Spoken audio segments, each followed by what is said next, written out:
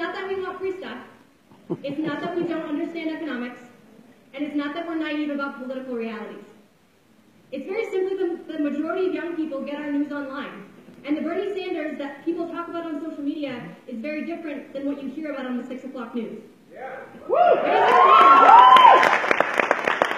Raise your hand if you knew that Bernie walked with Martin Luther King in the Civil Rights Movement. Woo! Keep your hand in the air if you've seen the picture of him getting arrested at the age of 22 for protesting segregation. Keep your hand in the air if you get your news online. Point in case. Yeah. That's why we like him.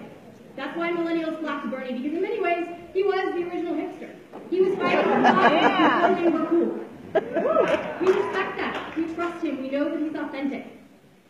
He doesn't have committees telling him what to say to make him more likable. We know that he was fighting for gay rights in the 80s, before anybody else was.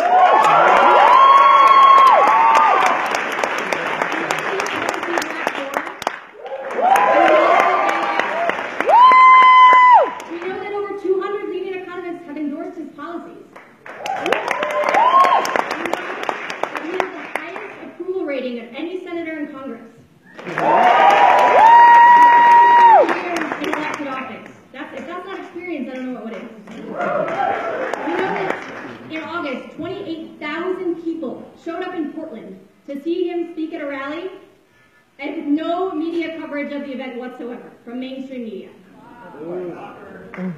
Shocker. We know that in matchup polls, let me speak to my community.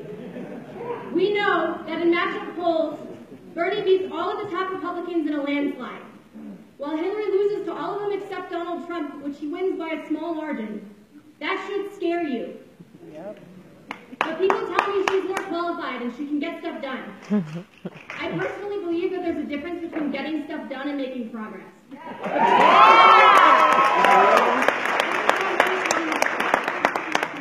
This is my community. Please let me speak to you.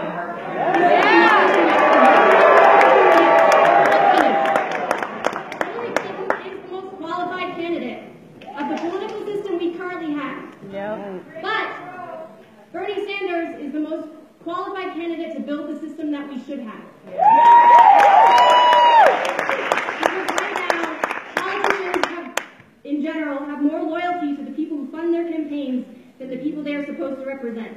And that is the issue at the heart of this campaign. It's not the single issue, but it is the foundational issue that is necessary to achieving all other progressive goals, including Hillary Clinton's. Because we are never going to enact radical climate change legislation as long as the fossil fuel industry spends $1.8 billion a year to convince politicians that it isn't real. Yes! While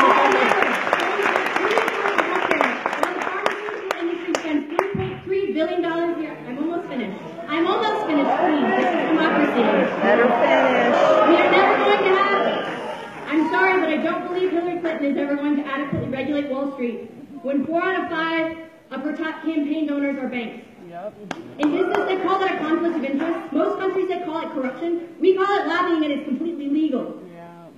When I look at Bernie Sanders, I don't see a 73-year-old politician. I see a 22-year-old activist, not unlike myself, who knows that leadership is about purpose, not position. Yep. And that activist has given me a reason to believe in the impossible because he's already doing it. It was supposed to be impossible to overcome a 56-point national lead, but we're doing it. It was supposed to be impossible to run a presidential campaign without a super PAC. But we did. I'm almost finished. But we did it, and that was it. Bernie.